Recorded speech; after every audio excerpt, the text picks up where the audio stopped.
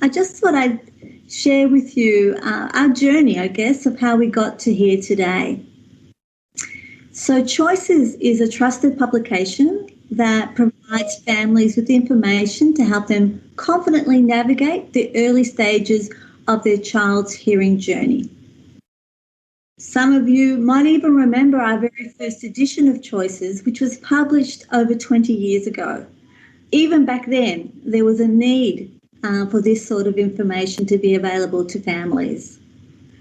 Over time, we decided to move a lot of that information onto our website. We thought that would make it easier to keep it current and that parents could pick and choose the sort of information they wanted to access depending on their particular needs. But recent feedback has made us rethink that. And in May this year, when we met with members of the Deafness Forum, they told us that families really wanted a go-to resource in the form of a book. The message was very clear. They wanted us to bring back Choices.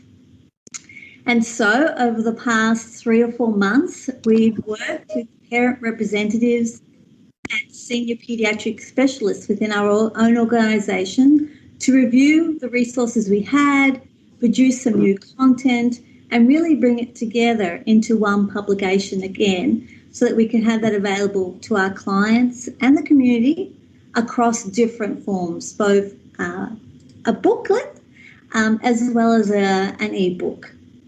So that's what's brought us here, and that's what we're really launching with you today. But what we don't, I'm sure you don't want to hear all just from me, so I want to introduce our first guest speaker, Professor Greg Lee. For those of you who don't know him, and I find that hard to believe, Greg is a director at RIDBC and a professor of special education and disability studies. He's also currently the chairman of the Australasian Newborn Hearing Screening Committee. So I'm very pleased that he's with us today to talk a little bit about Choices. Over to you, Greg. Thanks, Gina, and good afternoon, everyone. Thanks, Gina, for that kind introduction and for the opportunity to be here to welcome the launch of the latest edition of Choices. In talking about this, the latest edition of Choices, I'm conscious that the very first edition, as you've just said, was published about a little over 20 years ago, around the same time that universal newborn hearing screening programs were just starting to be conceived of in Australia. And right from the start, Hearing Australia and, in a very real way, the Choices resource have been a critical component of the pathway from early identification of hearing loss to engagement with early intervention services that has been so successfully followed since the introduction of newborn hearing screening in Australia.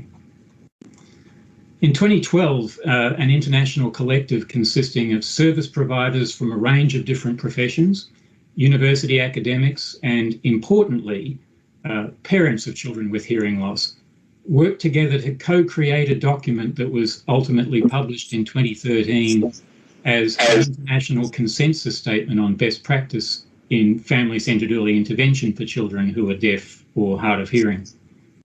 That document's a very comprehensive one and runs to many, many pages of quality indicators. But fundamentally, it's based on 10 core principles that represent best practice in providing services for children with hearing loss and their families. Of course, importantly, there are principles in that list that relate to the timeliness of services. In the field that we're working in and talking about, early identification and quick and timely engagement with intervention services are absolutely paramount considerations. However, the principles also very clearly acknowledge that those processes of early identification and engagement with services set families on a journey that's quite unlike anything that they've experienced before. Early identification of a child's hearing loss sets families on a journey where there are things to know, decisions to be made, decisions that are quite outside their normal experience and in all likelihood will be quite outside the experience of anyone that's close to them in their family. Now, not surprisingly, one of the other among those key 10 principles of best practice in that international statement is one that talks about the need for families to have informed choice in decision-making about their child's needs. Specifically, the principle states quite clearly that, and I quote, "Service providers should promote processes that help families to gain the information that they need to make truly informed decisions." Understanding, of course, that decisions may change over time. From my perspective, and from the perspective of many of my colleagues who are involved with families who are on that journey that I speak about, it really isn't possible to overstate the importance of access to information as part of that process. Now, in the age of Google, information's not in short supply, but quality information from sources that can be trusted is not always quite so easy to locate. The wonderful concept behind the production of choices is that it is information that's made available to families immediately. And it's information from a source that they know, or at least they come to know, that they can trust. A source that they also come to know has the trust of other professionals that they're working with, whether that be the screening staff or the diagnostic audiology staff that they saw en route to their engagement with Hearing Australia, or whether it's the many and varied other professionals they will engage with as they embark on their journey through early intervention. All roads tend to point back to Hearing Australia as being a point of information and a go-to as a trusted source of information. Of course, putting a trusted source of information in the hands of families is just one part of the process, and it's not the entire answer to informing choice. But it's a huge investment in that process, and it's an investment in that process for which Hearing Australia deserves much credit. In particular, I applaud Hearing Australia for returning to the production of the resource in a print format, as well as making it available online.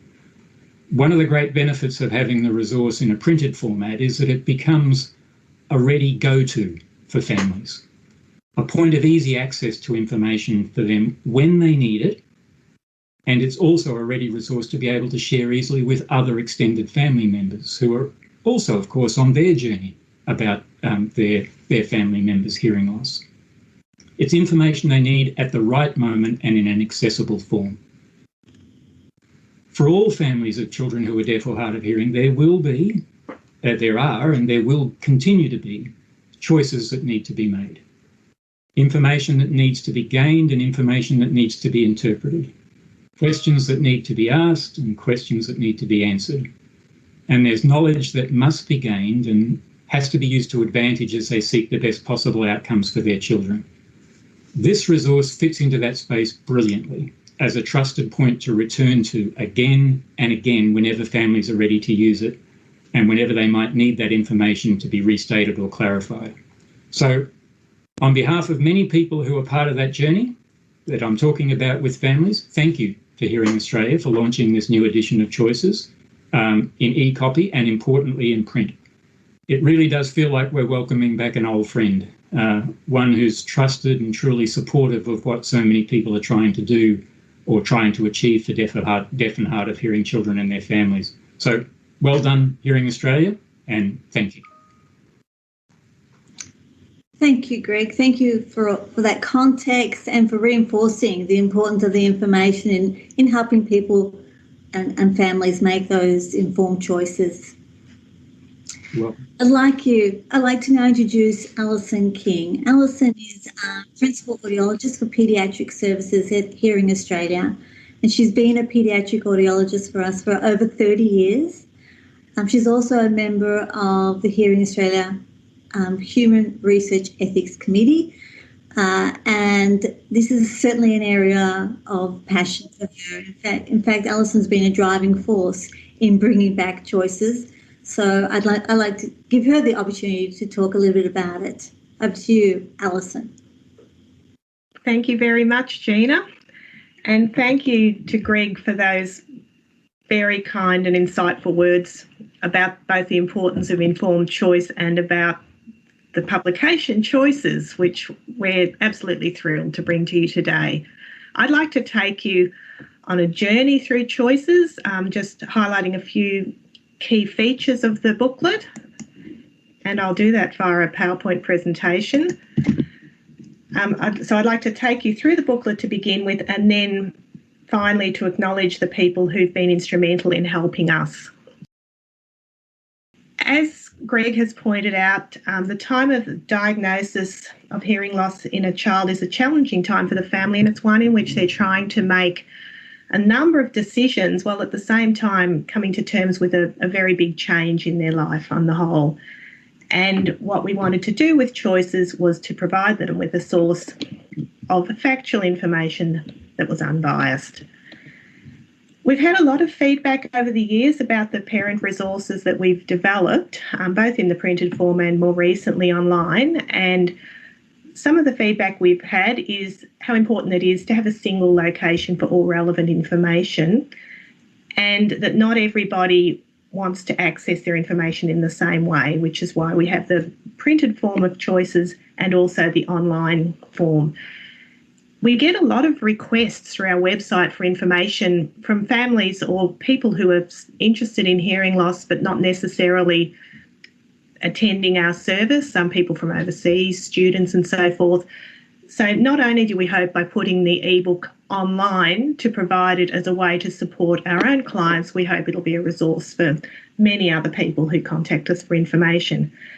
Feedback from families was that they wanted more positive images of children with hearing loss. They wanted a wider range of parent stories, and parent stories are an important part of this book. And they wanted improved information about the deaf community and about Auslan. So let me take you through and show you a few of the interesting bits, I think. We've managed to get stories from a number of our clients who are willing to share their stories, and I can't say a big enough thank you to those families.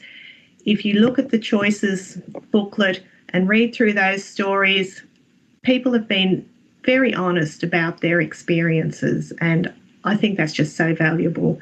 We've also managed to cover a range of experiences from people whose children were diagnosed through newborn hearing screening to children who were diagnosed at an older age, from people who chose to use listening and spoken language to communicate with their child, right through to a family where the parents and the children had all grown up in the deaf community. So I'm really thrilled that we've managed to capture a wide range of perspectives.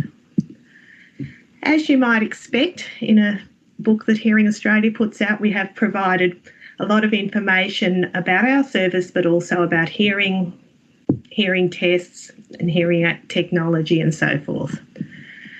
But we know that our role is the first step in the journey, and families also need to access other supports. And so with resources we've compiled over many years from a number of our professional colleagues, we've put together information about early intervention, early support, and also about the deaf community and about different communication methods. As Greg pointed out, it's a whole new world once you are helping to support your child who has a hearing loss or is deaf or hard of hearing. There are different funding options, and so we've got information about how hearing aids are funded, how implantable technologies are funded, the role of the National Disability Insurance Scheme in supporting children with hearing loss. We've also got information about a number of resources, including information about the various professionals who will be involved in supporting children who are deaf or hard of hearing, online resources that may be useful, a glossary of terms so that people can go home and look up those acronyms that might have slipped out during their appointment. And something I'm really pleased about is we've got a guide to searching for information. There's so much information available online, and as you know, some of it is highly reputable, other information may be personal opinion, it may be information based on limited data. And so we've got this guide to searching for information to help people sift through information they might come across. We also have put in the information Greg referred to about the consensus statement about best practice in family-centred early intervention, and we've guided parents towards a resource that's been prepared by the childhood hearing professionals about investigations that should be done when children are diagnosed with a hearing loss. Before we go on and talk to our next speaker, I'd like to give a big thanks to people without whom this current edition of Choices could not have been possible. So Anne Porter from Aussie Deaf Kids, Emily Shepherd from Usher Kids Australia, Fleur Henderson from Parents of Deaf Children, and Leonie Jackson from the Deaf Society and Deaf Services were all instrumental in providing input to the book and reviewing the contents and providing suggestions. And I can't ignore our Hearing Australia colleagues. We had input from Karina Patterson, Karen Pedler and Kristen Sutcliffe, who are paediatric audiologists from around the country, Patricia Van Binder, who's clinical leader in my team, and Tammy Yam in our communications team in pulling it together. So I'd like to say a big thank you to those people, because without them we could not have come to this publication that we have today. What I'd like to do now is introduce you to our next speaker, Nicole Gagan, who is the mother of Ella, who's aged 12, and Ella's been coming to see Hearing Australia since she was about 1 year old. I got to know Nicole back in about 2016 when she joined our Paediatric Advisory Committee. And so I'd now like to welcome Nicole to come and share some thoughts with us. Thank you, Alison. It's a privilege to be able to be a parent and share Ella's journey with all of you and everyone. Yes, so here we are. Here we are. So, with sharing our daughter's personal insight to being first parents of twin girls. They were born prematurely, so we were actually in hospital for quite a while. Ella was picked up with the newborn screening, and as new parents, we just couldn't believe it. But anyway, and the other twin, Amelia, she had heart complications. So there was a lot happening for us as new parents, and I really don't like hospitals. But anyway, we survived. We had great support from our family and friends, and then also, obviously, our healthcare professionals. So part of our program was to try and get Ella to understand the difference of trying to wear hearing aids all waking hours.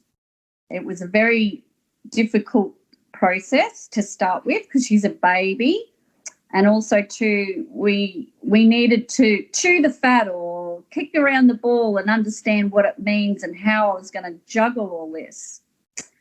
Anyway, step-by-step process, eventually was picture books, reading books, 20 books a day, and understanding with and without hearing aids what it was like. And she soon sort of figured out that it was good to wear hearing aids. So bless her, she's a smart little cookie. She also now loves reading, devours books. In fact, is reading books that I've read. So I've got to be careful of the content, Alison, what she absorbs. But yeah, I guess it was a light bulb moment, but it took a while because I guess it's really hard for us to understand what it's like without sound. And a distorted sound or whatever she hears. But yeah, she was good. Yeah. So Nicole, you've very generously shared your story in Choices, and I think it's great for families to be able to read about other families' experiences. What made you decide to get involved in the Choices project? Well, like Professor Lees was saying, it's very important, and yourself, that we have a living document that's a go-to resource, and to have good factual content, and things that are kept up to date, particularly technological improvements.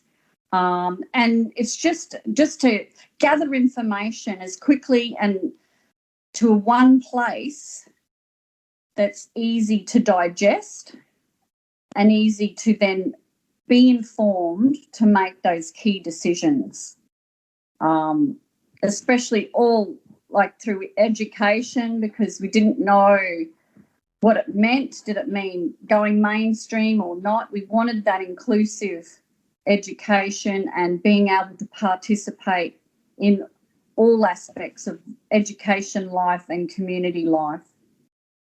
So that was very, very important to us. But also to make sure or build those relationships with teaching professionals and the staff, and to help develop and get them to learn new things as well. So it's a real team effort, isn't it? Like, as a parent, you're building up a team of people to support you and Ella, and learning from each other, really, by the sound of things. Yes. And how better than to have a support network of parents and children that are doing, going through life, different step change process all the way. I think it's brilliant idea. Keeps my sanity. Then that's a big part of it. You have to look after yourself as well, don't you? Yeah. Right. Yeah. Look, thanks very much, Nicole. So it's been great. And thank you for coming and talking to our group of, goodness me, I think we've got over 50 people online now. So really appreciate your time, and also appreciate the time of everybody who's joined us today. It's a great turnout. So thank you very much. Thank you. I might hand back to Gina now to the next stage of the program. Thank you, Alison, and thank you, Nicole. That was fantastic. I'm going to hand straight over to our next speaker. So I'd like to introduce Kim Terrell. He's Hearing Australia's Managing Director.